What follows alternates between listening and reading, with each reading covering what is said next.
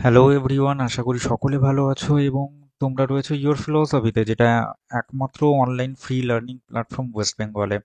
এবং আহ, এটা ছাড়া দ্বিতীয় কোনো ফ্রি লার্নিং প্ল্যাটফর্ম নেই। বাদবাকি যা যা আছে সবকিছু পেইড প্রমোশন মূলক আছে। আহ, এটা পেইড প্রমোশন মূলক নয়, অন্ততপক্ষে এই প্ল্যাটফর্মে নয়। আমি হয়তো অন্য কোথাও বলে থাকতে পারি, সেটা আলাদা বিষয়, কিন্তু এই প্ল্যাটফর্মে নয়, এই চ্যানেলের মধ্যে নয়, ইওর ফিলোসফিতে নয়। প্রেজেন্টার আমি। আর তোমরা রয়েছো। আজকে যে বিষয়টা আমি বোঝানোর চেষ্টা করবো সেটা হচ্ছে নীতিবিদ্যা পার্ট 1। আর তোমাদেরকে আমি বরাবরই বলে রাখছি যে হচ্ছে তোমরা কিন্তু পড়াশোনা করো, খুব বেশি বেশি করে পড়াশোনা করো। টেক্সট বই পড়ো। কোনো ওই কি যেন বলে এমসিকিউ জাতীয় বইগুলো থেকে একটু দূরে থাকবার চেষ্টা করো, কারণ ওই বইগুলোতে প্রচুর পরিমাণে ভুল আছে। এবং আমি মনে করি আহ, ভুলটা যাচাই করবার জন্য আগে কন্টেন্টটা জেনে নেওয়া উচিত। তাহলে তুমি বুঝতে পারবে যে কোনটা সঠিক এবং কোনটা ভুল।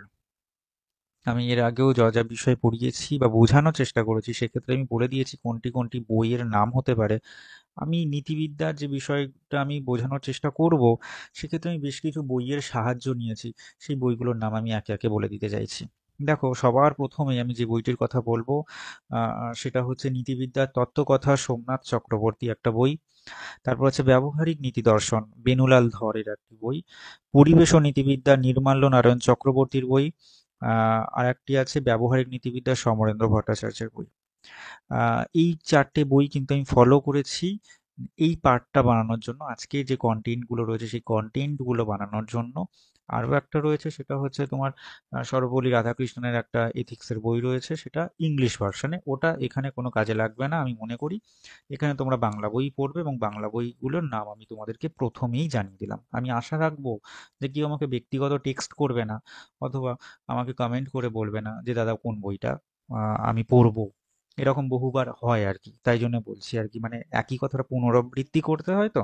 মানে আমি ধরেই নিই হয়তো সে হয়তো ভালো করে দেখেনি। তো এই পুনরাবৃত্তিমূলক প্রশ্নের উত্তর সচরাচর আমি দিই না। মানে আমি ব্যক্তিগতভাবে দিই না, এটা আমার বৈশিষ্ট্য বলতে পারো। আমি দিই না। তো যেটা বলবার সেটা কিন্তু আমি বলেই দিই।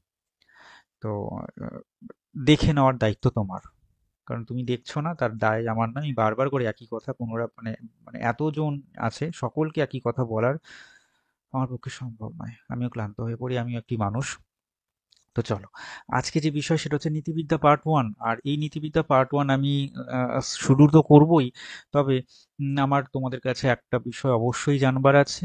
তোমরা প্লিজ, যেমন আহ, আহ, বলেছিলে আর কি, মানে সাইকোলজি যখন 1টা আমি শুরু করেছিলাম সেই সময় বলেছিলাম যে তোমাদের কেমন লাগছে একটা কমেন্ট করে দাও।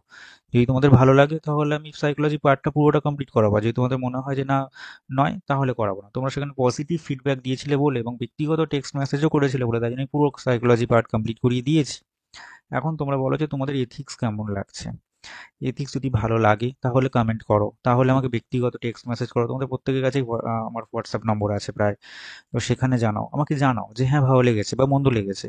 যে ভালো হয়নি সেটাও জানাও, তাহলে আমি করাবো না, আমি অন্যান্য অন্য অন্য কিছু করাবো। এটা জানাও আমাকে, আমি এটা এটা জানার আমি ইচ্ছা প্রকাশ করছি তোমার কাছে। আর মানে বেশি কথা না বাড়িয়ে চলো শুরু করা যাক। ইংরেজি এথিক্স এই শব্দটা এসেছে এথিকা শব্দ থেকে। এটিও কিন্তু একটা পয়েন্ট হতে পারে। আর এথিকা এর অর্থ হচ্ছে মানুষের রীতিনীতি, মানুষের অভ্যাস, মানুষের কাজকর্ম, এইগুলো। তো নীতিবিদ্যায় আমরা মানে মানে আমরা আমরা যে সকল মানুষ রয়েছি আমরাই আলোচনা করছি কি বলতো, মানুষের কোনটা ভালো হবে, মানুষের কোনটা উচিত, মানুষের কোনটা অনুচিত, সেই বিষয়টাকে নিয়ে। আর নীতিবিদ্যায় বলা হচ্ছে মানুষের যে ক্রিয়া তার স্বেচ্ছাকৃত, ঠিক আছে, সেটাই কিন্তু এখানে আলোচ্য বিষয়। সুতরাং এক্ষেত্রে কোনটি নৈতিক আর কোনটা অনৈতিক সেই বিষয় নিয়ে কিন্তু আলোচনা করা হয়। তাহলে এথিক্স তাহলে কি? এথিক্স হচ্ছে সেই বিষয়টা যেখানে মানুষের বা মনুষ্যচিত কর্ম নিয়ে আলোচনা করা হবে। এমনটা নয় যে হচ্ছে কোনো পশুর আলোচনা করা হচ্ছে।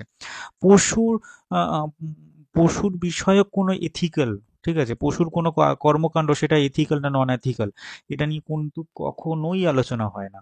কারণ পশুর বিষয়ক বা যাবতীয় সেই বিষয়টা হচ্ছে জৈবিক জৈবিক তাড়না জাতীয় কারণে তারা সেই সমস্ত কাজগুলো করে থাকে, কিন্তু মানুষের কিন্তু নয়। মানুষের যেহেতু বোধ বুদ্ধি বিচার শক্তি আছে, এই মানুষের কিন্তু কর্ম কেবলমাত্র নৈতিক এবং অনৈতিক বলে গণ্য হতে পারে। ওকে, চলো, ইংরেজি এই যে এথিক্স শব্দটি এসেছে, দাঁড়াও তো, আচ্ছা, এটাতে আসি। তো অধ্যাপক লিলি, ঠিক আছে, তিনি বলছেন, এটা না একটু গুরুত্বপূর্ণ, এই কোটেশন, এটা তোমরা একটু লিখে নিও। নীতিবিদ্যা হলো সমাজে বসবাসকারী মানুষের আচরণ সম্বন্ধীয় এমন এক আদর্শনিষ্ঠ বিজ্ঞান যেখানে মানুষের আচরণ উচিত কি অনুচিত, ভালো কি মন্দ বা অনুরূপ বিচার করা হয়। এটা কে বলছে? অধ্যাপক লিলি বলছেন। বেনথাম ও মিলের উপযোগবাদ এবং কান্টের নৈতিক মতবাদ হলো কর্মকেন্দ্রিক মতবাদ। এখানে মানুষের ভালো মন্দরূপ কর্মের কথা বলা হয়। এই পাঠগুলো আমি, মানে যদি তোমরা বলো তাহলে এই পাঠগুলো নিয়ে পরবর্তীতে আলোচনা করবো, নাহলে করবো না। এই আজকেই এখানেই শেষ। ঠিক আছে? এবং কান্ট তার মানে তার মানে তার এই প্রসঙ্গে কিন্তু ক্যাটেগরিক্যাল ইম্পারেটিভ বা নিঃশর্ত অনুজ্ঞার কথা বলছেন। কেন করছেন, কি জন্য করছেন, সেসব পরের কথা। আপাতত এই ফার্স্ট আমার হয় না যে একটা রেখাপাত করে দেওয়া, মানে একটা রোড ম্যাপ করে দেওয়া, একটা একটা মেথোডোলজি বানিয়ে দেওয়া, যে হ্যাঁ আমি এই জায়গা দিয়ে চলবো। একটা পড়ানোর ক্ষেত্রেও কিন্তু, একটা বোঝানোর ক্ষেত্রেও কিন্তু একটা রোড ম্যাপ আমি আজকে দিয়ে দিচ্ছি, যে হ্যাঁ এই জায়গাগুলো দিয়ে কিন্তু এই ভবিষ্যতে আলোচনা করতে পারি। বুঝতে পারছো তো? আচ্ছা, বোধ হয়, আমি জানি না আমার নয়েজ ইয়ে তো রয়েছে, কিন্তু আমি জানি না বাইরের নয়েজ আসছে কিনা। আমার না বাড়ির চারপাশে খুব কাজ হচ্ছে, মানে বিল্ডিং এর কনস্ট্রাকশন কাজ খুব হচ্ছে। তো হয়তো হ্যামারের আওয়াজ, লোহা কাটার আওয়াজ, দুমদাম আওয়াজ এরকম কিন্তু আসতে পারে। যদি আসে না, মানে তোমাদের কাছে যদি যায়, আমি কিন্তু আগে থেকে সরি চাইছি। ঠিক আছে? কারণ আমি এখন যে আমি এটা করছি এই টাইমে কিন্তু বাড়ির আশেপাশে, মানে দুই তরফে কিন্তু কাজ হচ্ছে, দুদিকেই কাজ চলছে। আর এদিকে সময় চলে যাচ্ছে যে আমি তোমাদেরকে একটা আহ, আহ, মানে কন্টেন্ট রেডি করে দেবো, সেটাও তো একটা ব্যাপার, তাই না?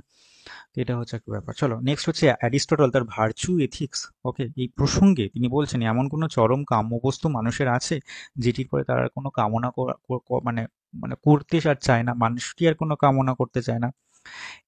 এরকম ভার্চু এথিক্স প্রসঙ্গে আসছেন তিনি। তো এইরূপ হাইয়েস্ট গুডকে উনি এডিওমোনিয়া বা আত্ম আনন্দ অনুভূতি বলেছেন, যেটিকে তিনি পরবর্তীকালে ফার্স্ট ফিলসফি নামক যে গ্রন্থ রয়েছে, সেই গ্রন্থতে তিনি আনন্দবাদ বা এডিওমোনিজম বলছেন। নিজের আনন্দবাদ, নিজের নিজস্বর কথা আসছে। এটিকেই তিনি আবার সামাম বনাম বলছে। এই পুরো পাঠটা না ভীষণ গুরুত্বপূর্ণ গো, বিশ্বাস করো। এই পুরো পার্টটা একটা ভিভিআই দিয়ে রাখো, মানে আমার ইচ্ছে হচ্ছে দিয়ে রাখতে। তোমরা কিন্তু এটা পুরোটা একদম নিজের খাতার মধ্যে লিখে রাখো। এখান থেকে পরীক্ষায় প্রশ্ন যদি হয় তাহলে এখান থেকে আসতে পারে, সম্ভাবনা আছে বলে আমার ব্যক্তিগত মতামত। দেখো, মানবাধিকার বা হচ্ছে হিউম্যান রাইটস, এইটা না আমি নিয়েছি তোমার ব্যবহারিক নীতি দর্শন বেনুলাল ধরের থেকে, ওই বইটা থেকে। হিউম্যান রাইটস, মানুষের যে অধিকার, মানুষের অধিকার, দেখো সাধারণ ভাষায় কিন্তু বলতে গেলে বোঝায় যে একটা মানুষের কি অধিকার থাকতে পারে, একটা বেসিক নিড, সেইটা অন্ন, বস্ত্র আর বাসস্থান। এই তিনটে বিষয় যদি মানুষের থাকে, ব্যাস আর কিছু দরকার নেই। এবার এই তিনটে বিষয়ের মধ্যেই কিন্তু অনেকে গিয়ে হানি করার চেষ্টা করে। এবার এই যে মানবাধিকার, এটা সবার প্রথম কিন্তু সম্মিলিত জাতিপুঞ্জে কিন্তু এই বিষয় নিয়ে তোলা হয়। ঠিক আছে, মানবাধিকার বিষয়ে তোলা হয়, তবে সেটা কত সাল আমি সিরিয়াসলি বলছি আমি ভুলে গেছি। এটা আমার ব্যক্তিগত আহ, দুর্বলতা হতে পারে, কারণ আমি অনেক আগে পলিটিক্যাল সায়েন্স পড়েছি এবং সেই তার মধ্যেই এটা ছিল। সেটাই বলছি আর কি। তো সমৃদ্ধ জাতিপুঞ্জে কিন্তু মানবাধিকার নিয়ে কিন্তু আলোচনা করা হয়েছিল। কত সালে আমি এই মুহূর্তে একেবারে ভুলে গেছি, মনেও নেই। তোমরা চাইলে একটা গুগল করে নিতে পারো। আচ্ছা, তো এটা হচ্ছে মানবাধিকার, ঠিক আছে, যেখানে অধিকারটা হলো মানুষের জন্য, সেটা হলো মানবাধিকার।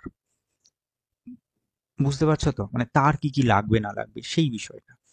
আশা রাখছি যে আহ, আহ, মানে আমি যতটুকু বললাম ততটুকু তোমাদের পছন্দ হয়েছে। না হলেও জানিয়ে দিও প্লিজ। ঠিক আছে? তো তাহলে আমি এগোবো, না হলে আমি এগোবো না, অন্যান্য বিষয়গুলো নিয়ে মানে বোঝানোর চেষ্টা করব। তো তোমাদের ইথিক্স কেমন লাগলো প্লিজ কমেন্ট করে জানাও। যদি ভালো লেগে থাকে অবশ্যই, আমি জানি তোমরা সাবস্ক্রাইব করেই দেখছো আর কি। এবং তোমরা তোমাদের বন্ধুদেরকে শেয়ার করে দাও, যারা ভালো বন্ধু আর কি, যারা পড়াশোনা করে তাদের সাথে শেয়ার করে দাও। আর হচ্ছে ইওর ফিলসফির সাথে থাকো, কারণ এখানে সবটা পাবে, সবটা পুরো কন্টেন্ট বেসড সবটা এখানে পাবে।